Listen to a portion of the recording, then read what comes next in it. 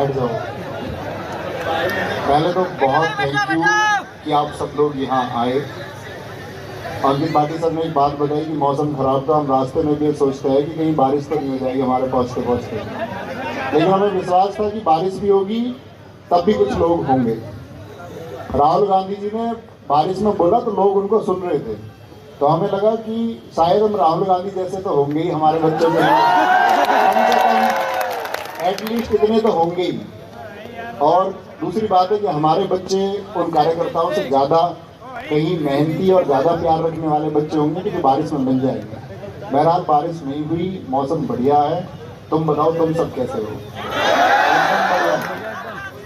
तो गाइडेंस की बात तो ये है कि हम हर रोज़ बात करते हैं, लगभग हर एक रोज़। मैं अगर 1 घंटे पढ़ाता हूँ तो मैं ये कोशिश करता हूँ कि उस 5 मिनट मैं तुम्हें नैतिकता सिखा पाऊँ। हर रोज़ मैं ये प्रयास करता हूँ कि आपकी नौकरी से भी कहीं बड़ी चीज़ आपका मानवता की तरफ जाना या आपका इंसान हो जाना।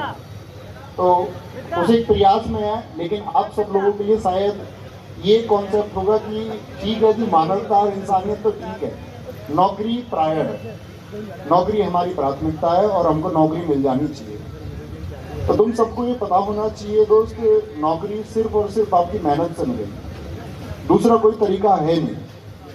मैं बोलूं कि मैं आपको नौकरी दिलवा दूंगा या कोई टीम आपको नौकरी दिलवा देगी, कड़वी बात है, लेकिन इसको पचाने की कोशिश करना। कोई अध्यापक आपको नौकरी दिलवा देगा ये आपकी भूल है। आपको लगता है माता पिता आपको नौकरी दिलवा देंगे, आपकी भूल है। हाँ, भ्रष्टाचार के माध्यम से कोई भर्ती हो जाए तो बात अलग है, तब तो माँ बाप के पैसे काम आ जाएंगे। और जिन लोगों के पास वो पैसे हैं, गरीब के पास नहीं है, तो उसको वो नौकरी भी नहीं मिल सकती। जहाँ पहले भ्रष्टाचार होता रहा, लोग भर्ती भी होते रहे। तो अभी बात करते हैं, अगर माँ बाप नौकरी नहीं दिला पाएंगे, क्योंकि आपको दूसरा पक्ष ये सोचना होगा। आप ये सोचिए कि इस दुनिया में क्या सभी बच्चे सफल हैं? आप कहेंगे नहीं, इस दुनिया में असफल बच्चों का प्रतिशत सफल बच्चों से ज्यादा है। तो माँ बाप तो उन सब के हैं, गुरु तो उन सब के रहे हैं, या आप सब लोग जो तैयारी कर रहे हैं, आप सब में से इस बात की कोई गारंटी है कि आप जितने लोग यहाँ मौजूद है सारे के सारे सफल हो जाओगे? ये भी एक सत्य है कि सारे सफल नहीं होंगे, कुछ असफल रह जाएंगे। तो फिर सफल होता कौन है? अगर माँ बाप नहीं कर सकते, गुरु नहीं कर सकते, तो सफल करने वाला फिर आपके सामने एक ही शब्द आता है, आप खुद है। ये एक सत्य है। आप कहेंगे कि हम में से कुछ लोग असफल रह जाएंगे क्योंकि गुरु भी थे, माता पिता भी थे, फिर असफल क्यों रह गए? तो असफल इसलिए रह गए क्योंकि स्वयं पर भरोसा नहीं किया, खुद पर भरोसा नहीं किया। अब बात करते हैं वापस, माता पिता पूरक नहीं है लेकिन सहायक है, उनकी वजह से आप आगे चलते हैं। इसी तरह गुरु भी सहायक है। तो माता पिता और गुरु सहायक है, लेकिन आप पूर्ण कब होते हैं? जब आप खुद पर विश्वास करते हो, खुद पर मेहनत करते हो और बार बार मेहनत करते रहते हो। ऐसे बहुत सारे लोग होंगे कि ये एग्जाम नहीं हुआ, बीएसएससी जीडी दिया, एमटीएस दिया, सीएचएसएल दिया, कि नहीं हो पाया, असफल हो गए। बड़ा ऐसे लगा कि यार आगे तैयारी करनी भी चाहिए या नहीं, क्योंकि जब हम परिभाषित करते हैं कि हम मीडियम वर्ग के यानी मध्यम वर्ग के या निम्न वर्ग के बच्चों को पढ़ा रहे हैं, तो ऐसी भी स्थिति नहीं होती कि वो बार बार तैयारी कर पाएँ। उन लोगों के सामने एक प्रेशर ये आने लगता है कि भाई तुम अब प्राइवेट नौकरी कर लो या कुछ और कर लो, क्योंकि लगातार तैयारी 8 साल 10 साल तो वही बच्चा कर सकता है ना, घर से सपोर्ट, जिसके घर में आर्थिक सुविधाएं अच्छी हैं। तो बच्चे के सामने ये दबाव भी आता है कि भाई अब तुम नौकरी कर लो और तैयारी छोड़ दो। तो असफलता हमको बहुत निराश भी करती है, लेकिन एक बात याद रखनी है आप लोगों को हमेशा कि आज़ाद वही है जो पिंजड़े में बंद परिंदा नहीं है। आज़ाद वही है जो पिंजड़े में बंद परिंदा नहीं है, और सफल वही है जो अपनी असफलता पर शर्मिंदा नहीं है। तो कभी भी असफल होते हो जीवन में तो निराशा तो होगी, हम सब संसार से जुड़े हुए मानव हैं, तो दुख होता है कि यार ऐसा क्यों हुआ। लेकिन उस क्यों के पीछे हमेशा एनालिसिस करना कि जो हुआ है, मैं सफल अगर हुआ हूं तो सच में क्या जेन्युइन रीजन थे? क्योंकि कई बार आज के टाइम में आप देखोगे नॉर्मलाइजेशन की वजह से अच्छे बच्चे रह जा रहे हैं, डीनॉर्मलाइज कम स्कोर कर दिया जाता है तो वो रह जाते हैं। वो भर्ती होने के लायक थे, उनको नौकरी मिलनी चाहिए थी, लेकिन यहाँ पर एक एनालिसिस हुआ कि भाई मैं तो लायक हूँ ना, तो मुझको नौकरी मिलनी चाहिए, या दशमलव अंकों से कोई रह गया तो नौकरी मिलनी चाहिए। लेकिन मेरे दोस्त, अगर एक मानक से, एक मेरिट से बहुत कम अंतर पे तुम्हारे नंबर है, तो तब तो तुमको और मेहनत करनी होगी, तैयारी करोगे तभी सिलेक्शन होगा। और इस एक के लिए मैं ये कहता हूँ कि आप बहुत लंबी योजनाएं कभी कोई मत बनाना।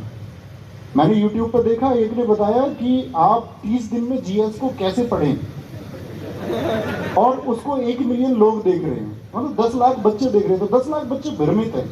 आप लोगों को एटलीस्ट अपना इतना माइंडसेट रखना होगा कि कोई भी चीज आपके पास एक समय से आएगी। जैसा विनाश सर ने आपको बताया कि आप शून्य से शुरू कर रहे हैं तो बहुत दूर है, ज्यादा लंबी यात्रा है। आप कक्षा 6 से शुरू कर रहे हैं तो थोड़ी कम यात्रा है, 12th के बाद कर रहे हो तो थोड़ी कम यात्रा। अब आप लोग अपने सब्जेक्ट अगर अच्छे कर लेंगे, भाई मैथ है, रीजनिंग है, आपका जीएस है, या कोई भी सब्जेक्ट पूछा जाता है, तो आपकी कमांड सब्जेक्ट पर होनी चाहिए। मेहनत इतनी करो कि सब्जेक्ट को तैयार करो। कभी परीक्षा के लिए मत पढ़ो कि भाई मैं यूपी पुलिस का मैथ को तैयार करना चाहता हूँ। ये वो बच्चे जो भटक के रह जाते हैं।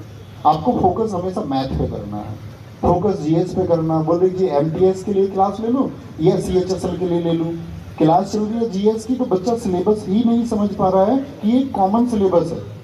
सीएचएसएल वो सवाल कर रहा है कि सीपीओ के लिए भी ले लूँ। तो आपका उत्तरदायित्व ये बनता है कि जिस एग्जाम की तैयारी आप कर रहे हो, एटलीस्ट पहले उसका सिलेबस जान लो और उस सिलेबस को पूरा करने के लिए अपना पूरा प्रयास लगा दो। और पूरा प्रयास से मतलब होता है कि बच्चा जिंदा वो है जो किताब पढ़ते पढ़ते सो जाए। मतलब जिस टाइम आप सो रहे हो आपके हाथ में फोन नहीं होना चाहिए। क्या बात, अगर आप फोन लेके सो रहे हो इसका मतलब बहुत सीरियस नहीं है। क्या बात है। इंस्टाग्राम चलाते हुए सो रहे हो, ये सोच के सो रहे हो कि लास्ट के 5 मिनट में देख लूं कि उनका मैसेज आया या नहीं आया, तो इसका मतलब आपका ध्यान थोड़ा सा ध्यान कहीं और।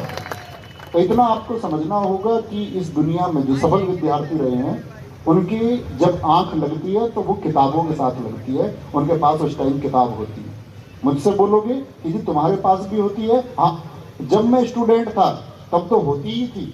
ये बात अलग थी कि मुझे जो तैयारी करनी थी उसके अलावा मैं उपन्यास और नोबेल पढ़ रहा था, लेकिन मैं नोबेल पढ़ते पढ़ते सो रहा था, और आज की डेट में भी मैं पढ़ते पढ़ते ही सो रहा हूँ। तो तुम्हारे पास अगर अभी तुम्हें तो बहुत जरूरत है, तो एटलीस्ट बहुत मेहनत करो। अंकित भाटी सर ने बताया कि दोस्त है विनाश मेरा, और हम 6ठी क्लास से दोस्त है, 6th क्लास से एक ही स्कूल में पढ़े हम। कॉलेज हमारा अलग अलग हुआ है। तो जब हम कॉलेज में थे 2013, तो तब उन्होंने पढ़ाना शुरू किया सिकंदराबाद, एक कस्बा बुलंदशहर में, सुना हो तो इन्होंने पढ़ाना शुरू किया। तो हमारे घर की भी ऐसी मतलब बहुत मजबूत स्थिति नहीं थी कि भाई ऐसा होता है ना कि यंग एज में कुछ एक्स्ट्रा खर्चे आ ही जाते हैं कभी ना कभी।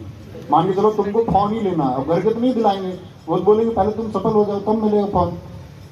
तो वो मेरा एक ऐसा दोस्त रहा है जिसने शायद एक लंबे समय तक मेरी ज़रूरतों को पूरा किया है।